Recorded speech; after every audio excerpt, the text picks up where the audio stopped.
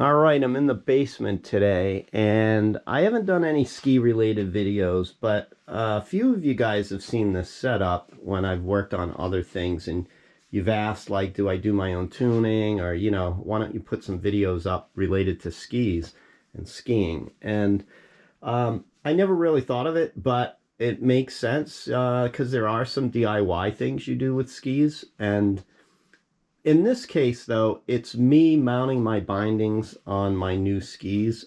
It's not an instructional thing, and it's not meant to advise people to do it.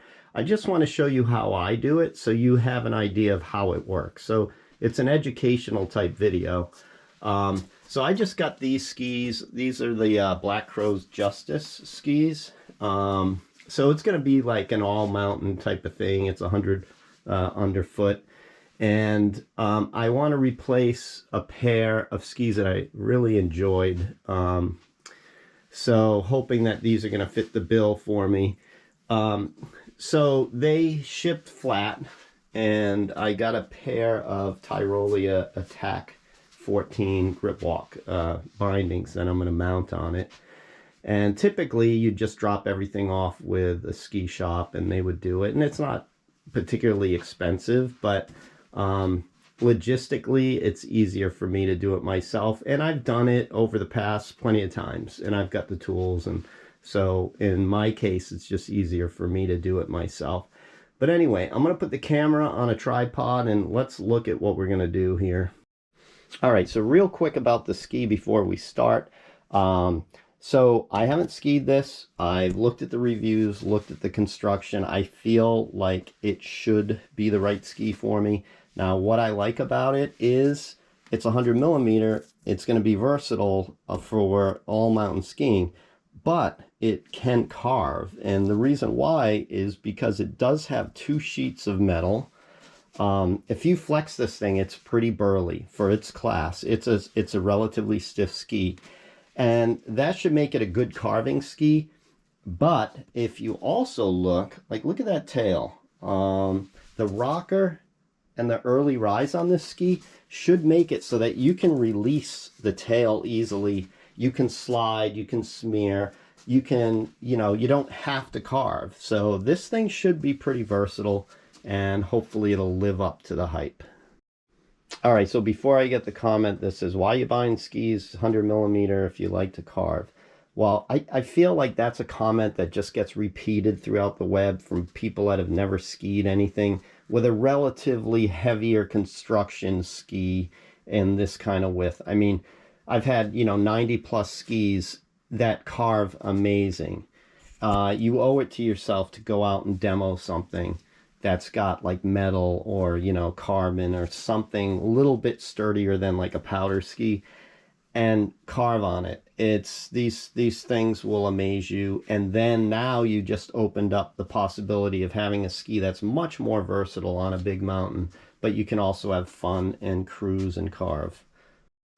All right, for those of you that like to remove the plastic from like a TV screen or an LCD screen, I would say this is just as satisfying. Love removing the wrap.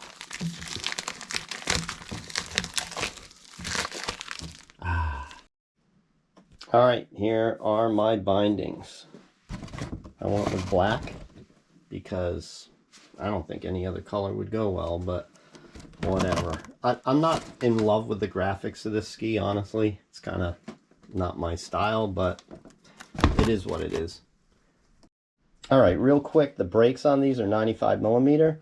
The width is 100, so you might think, oh, the brakes aren't going to fit. They do fit. They fit probably from 95 to 105 typically. And, you can go beyond that. You could actually bend the brakes outward. I've done that because, I could save $100 or $150 on a pair of more narrow bindings and then bend the brakes out. I've done it. It's not my preference, but $100 is $100. All right, so first thing I want to do is just put tape down the center of the ski.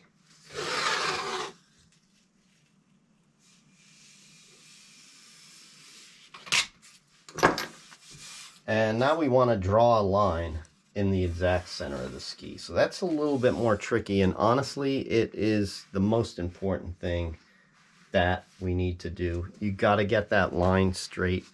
So let me grab a pencil and some tools.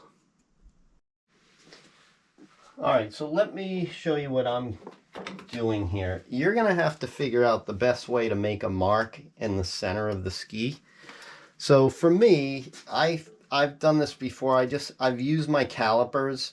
I've gotten the calipers to a point where they're level and square, and then I've made my mark in the middle of the measurement. Okay, so what I'm going to do is I'm going to get this thing to 4 inches, and then I'm going to go to this 2 and I'm going to make my mark there, which will be half. So I'm going to find this part of the ski, and obviously this is going to depend on your skis, right? But you're just trying to find the halfway point between your measurement. All right, so right there, the calipers are at 4 inches, and I'm putting a mark right here at 2. Okay, and for the record, I mean, if you bring this to a shop, they have jigs that attach to the ski, and they're gonna be right down the center. It's gonna be perfect. Obviously, there is an amount of error in what I'm doing here, but to me, it's an acceptable amount of error, and it allows me to do my own mount. But if you're looking for perfect, bring them to a shop. Making sure that this is square.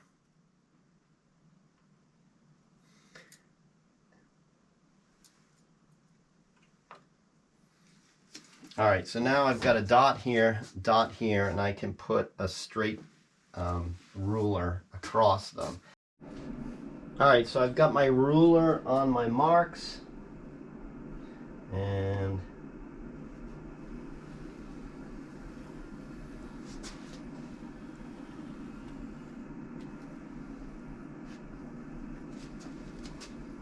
looks like I went right through the center. Okay. All right, so now that I have my line, I can just take my calipers and just pick anywhere on this line, and whatever that measurement is, it should be the same here.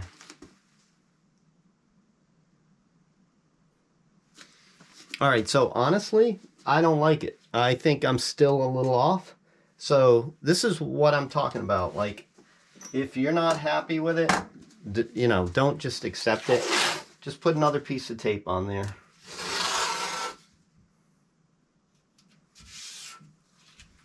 Make sure that you're 100% on your center line. All right, so I've got my new line. I've measured in various places. I'm confident it's centered. So now I want to put the suggested midsole mounting point on my tape. So to find this, usually manufacturers will put a mark somewhere. In this case, I don't know if you could see that, it's on the sidewall. So they expect the midsole of my boot to be right here. Other manufacturers might have it on the top sheet. Some have more than one mounting location because you may want to ski the ski more centered, or you know, you can look into that, but I'm just saying I need to transfer that mounting point onto there. And just so you know, that mounting point should be where this is marked on my boot. All boots will have a mark here to show, you know, where that should line up with that.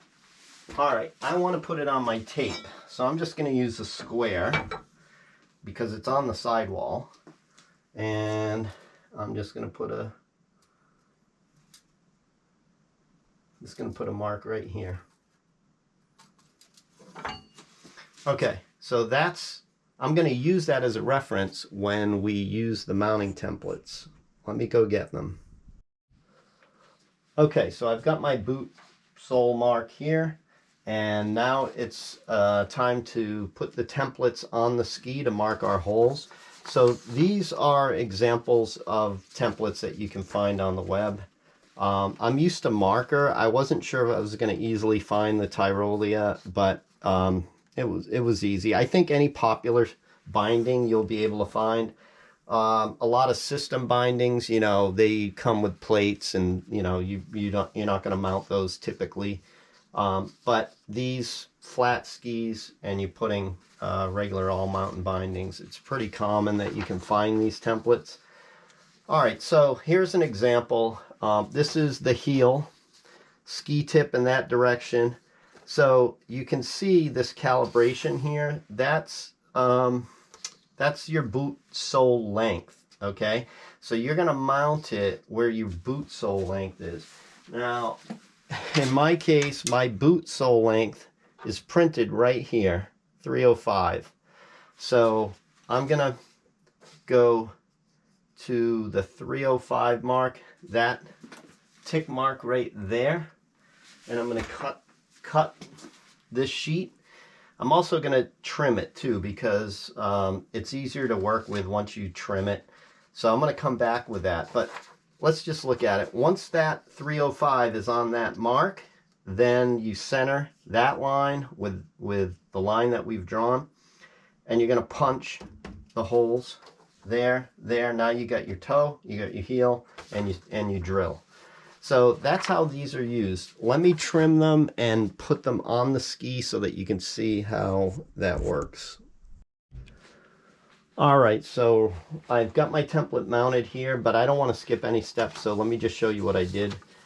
First of all, when I print this, I make sure that it's 1-to-1 scale, because a lot of printers will print to fit, and if it prints to fit and changes the scale of this, all of your measurements are going to be off, right? So now you could actually be drilling holes in the wrong place, or the length between toe and heel is going to be screwed up.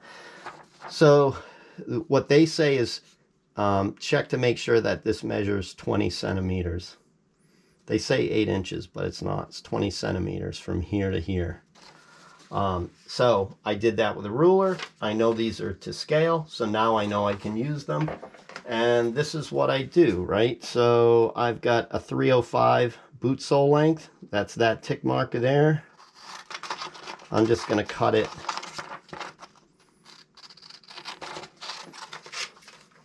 And I usually kind of trim away. I'm going to do the same for my heel.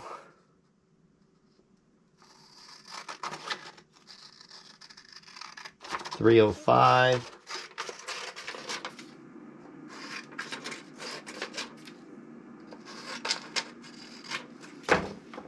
All right, so now that I've got both templates, you're going to put them both together like that. You could tape it, and then you put it on the mark that you made where the manufacturer suggested the midsole be. So basically that's that. That's how that works. And these lines, what I typically do, because that line you want to meet up with that line, so I'll usually trim away this white, so I've got the line right there and I can put it right on. And you just put some tape there, and you know, that's what you're doing. You put this there, you line up your line, boom. All right, so that's how that works. Let me show you one other thing. All right, so let me show you this template and explain why this looks a little different than what I just went through with you. All right, so pretty much everything's the same. Line goes to the line, you tape it down, there, there. Here, this looks a little different, and the reason why is I did want to mount my toe a little forward of the suggestion, so not drastic, it's going to make a very subtle difference. It's 5 millimeters forward, you know, it's almost insignificant. But when I did that, the way I do that is I actually trimmed some material away from both. That's 305 there, 305. So if you look, it's like 310.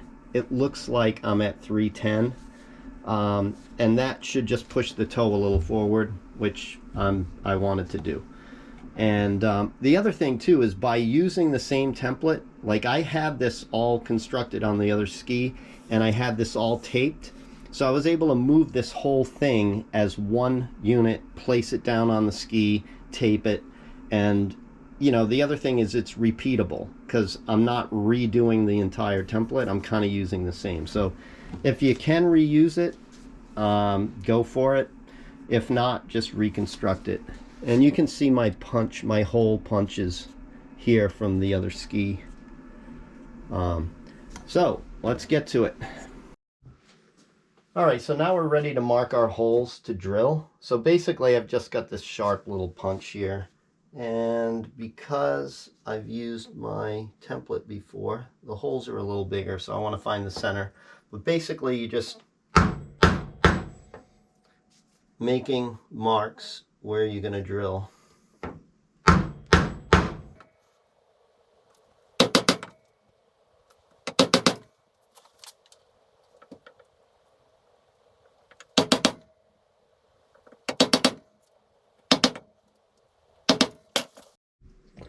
Okay, you can see the punch marks. So you could put your drill right on there.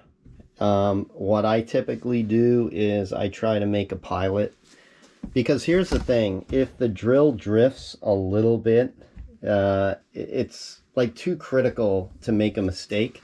So I'd rather do one or two extra steps and make sure that everything aligns perfectly, because if you come in at an angle or it's not square, parallel, you're gonna have a problem. So let me show you what I do.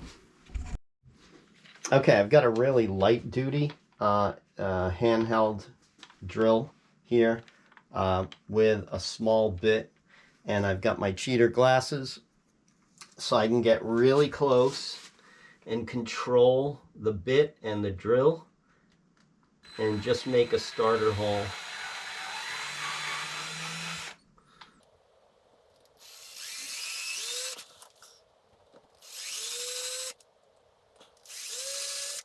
So basically that, right? Just really light duty stuff right now. You're just trying to make it so that when you go to drill, the drill's just gonna slide in the right location. So hold on one second.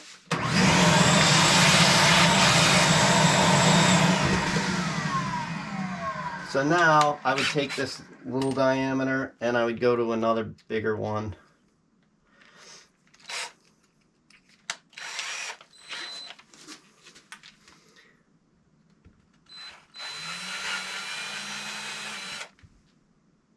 This would be tough with a heavy drill, so that's why I like this little guy.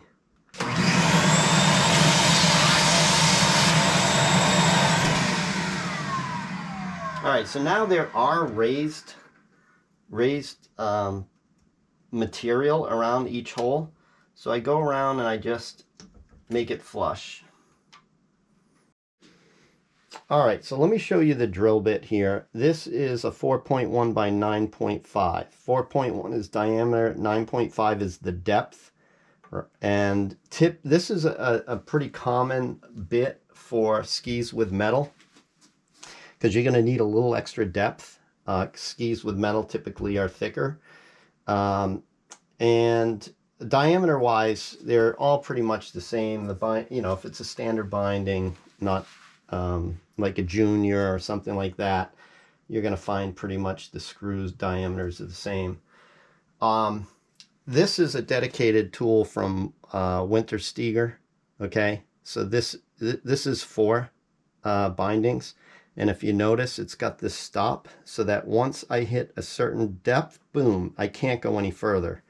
So it's going to prevent damage to the ski. So if you're doing this with a regular drill bit, you've got to be really careful that you don't go through the base. So I would recommend getting these. Now at this point, I would use a regular drill, because the light duty drill is not going to be a good tool. You've got to go through metal. The other thing is, a lot of times I'll just kind of put the bit in the hole and just kind of make sure that it's not going to try to drift on me. All right, so anyway, let me put this on the drill.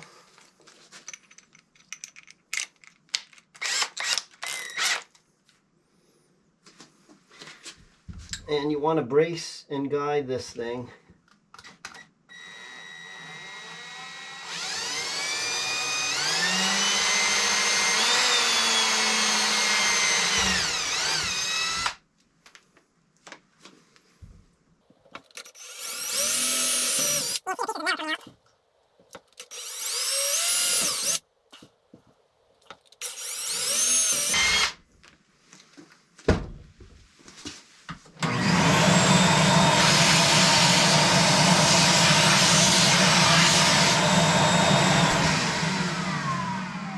All right, once again, I'm going to go around with my razor blade and just knock down anything that might be high.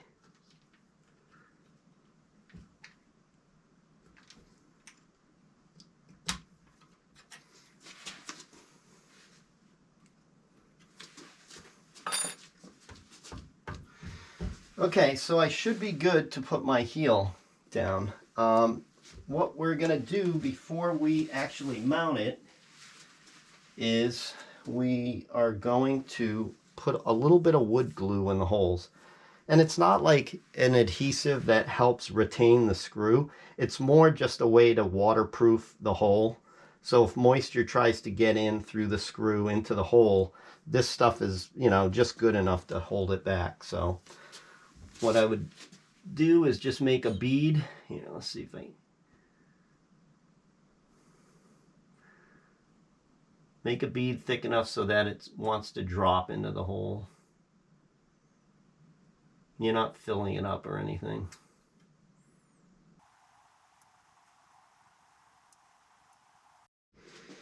All right, so the binding, the heel comes in two pieces, the brake and the heel piece. And remember, this is the 95 heel, and you can order other heel brakes, you know, brake widths. So that's an option with these skis because they're two pieces.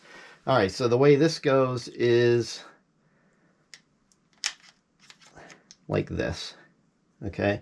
And then that way the hole where the brake is and the hole where the plate is are the same. And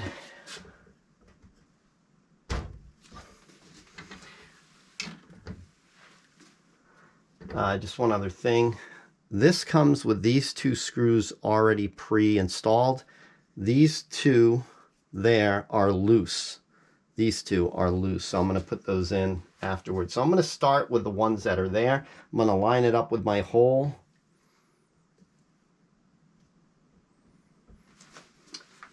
These are number 3 bits.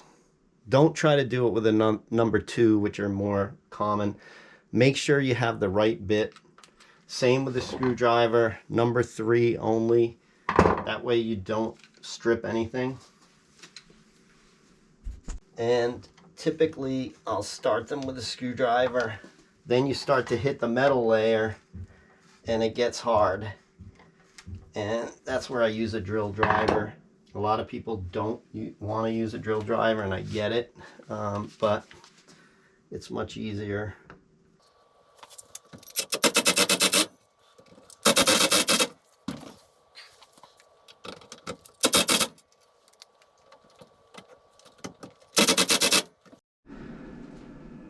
Okay, so I got these pretty socked down. I'm going to go around and like do another final torque to them.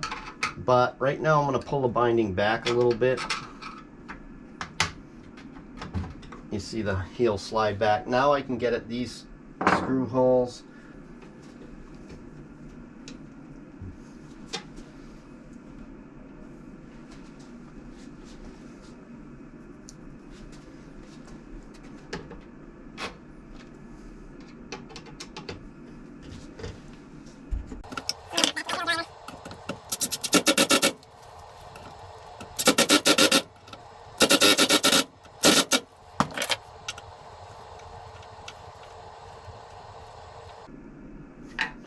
So I think the torque is 4 Newton meters, which, you know, if you put a wrench on it, you could tell exactly. But I feel like The binding screws will just bottom out and not want to turn. You really would have to keep cranking it. So that's kind of the feel that I use.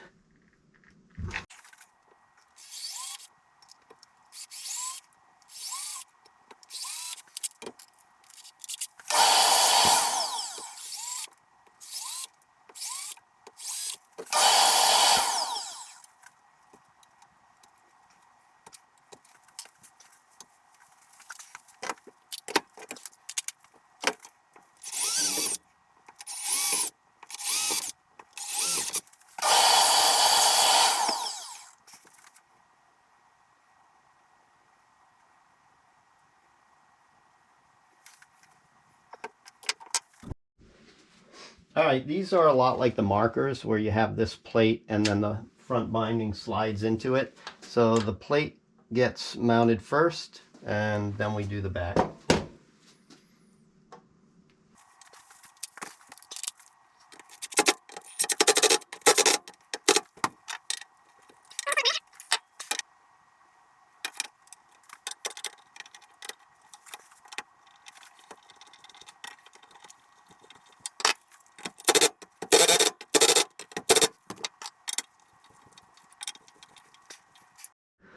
All right, so now that the bindings are installed, there's still work to do.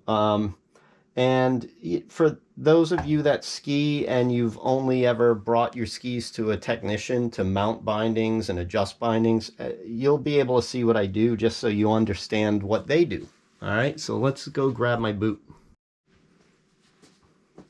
All right, so you should understand that every pair of bindings is different, the way they adjust. There's a lot of similarities, but they all have subtle differences or drastic differences, depends.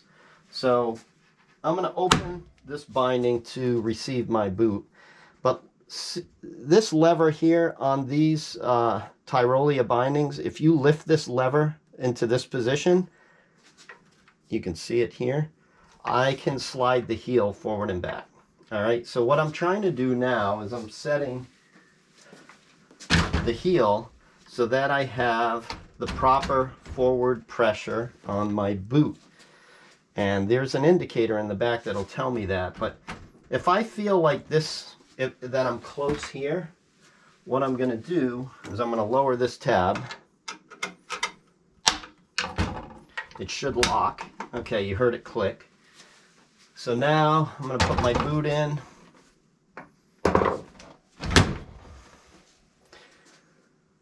And let me show you this.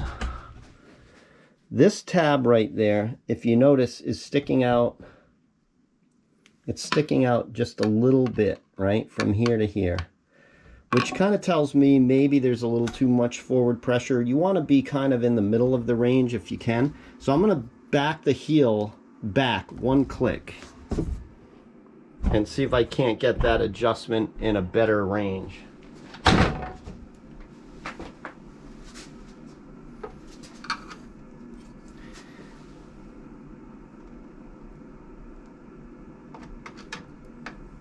First of all, you gotta raise this thing.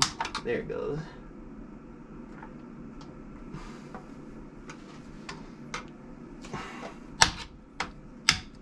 All right, so that's one click back. So I can't go, those two adjustments are as close as you can make them, so. All right, so let's show you what I got here. Now, if you look at this tab, and you can see those marks there, they just want you, they want you to be somewhere in that range. And that's about the middle, so that's ideal. So I'm very happy with that. Forward pressure is good and done. Let's see what else I have to do. Okay, let's look at the toe real quick. So there's a height adjustment for this AFD plate. So you want to get the sole of the boot just above the plate at rest, okay? This is, AFD is anti-friction device. So you want, the boot needs to be able to slide back and forth. If there was too much downward pressure on this plate, it would interfere with that movement. So So that's what you're trying to do, and that adjustment for this binding is right there, and I'm going to show you how I'm doing it.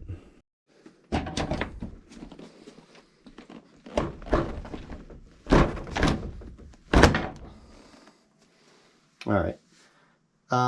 Okay, so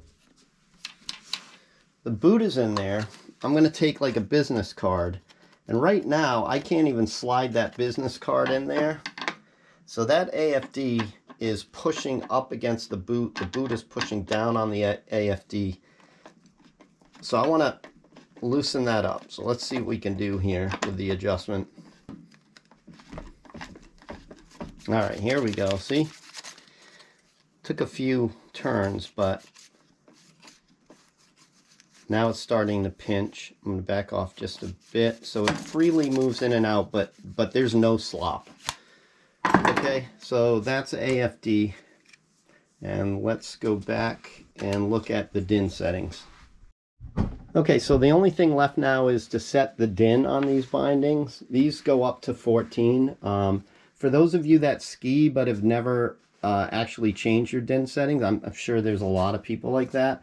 You just have the shop do it. They're going to ask you, you know, what type of skier you are. They're going to look at the equipment you're on. They're going to look at your height, weight, and they're going to use some, you know, guidelines to come up with their DIN.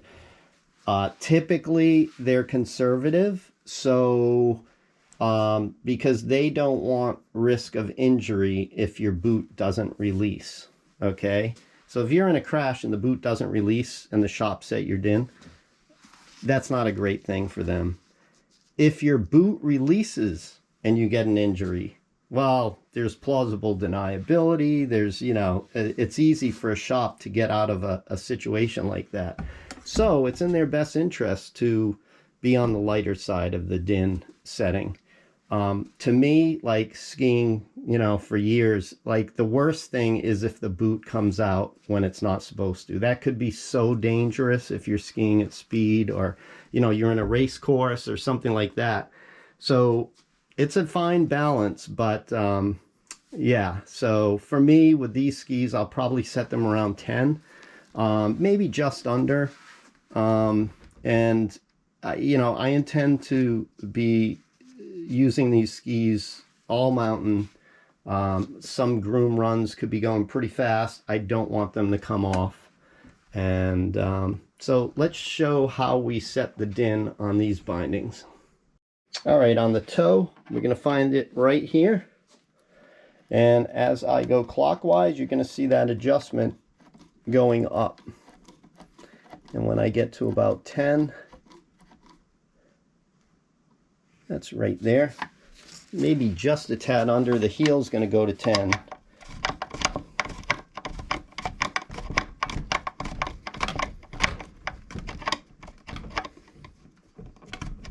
That's maybe a tad over, but that's fine.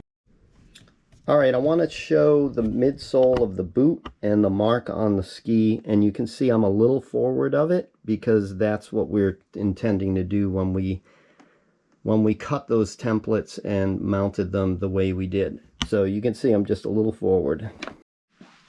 All right, I just want to show you something that you can do to kind of test your binding function.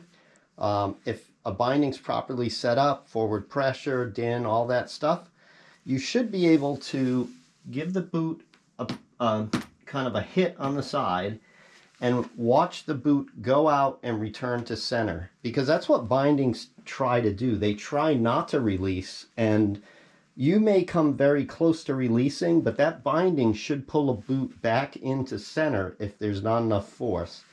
And so what we can do is just demonstrate it by hitting this. And I don't know if you can see that, but really quickly, the boot is going out to the side, but returning back to the center. I would have to give this a really hard hit to actually pull it out, but I just want to demonstrate that. You can see it. It's smoothly swinging out and coming back in. Okay, so that's it. We're all done. Hopefully you guys learned some stuff from this. If you're skiers, it's always good to understand how the equipment works, even if you don't ever intend to do anything about it and just have a shop or technician do the work. It's just useful for you to understand how this works.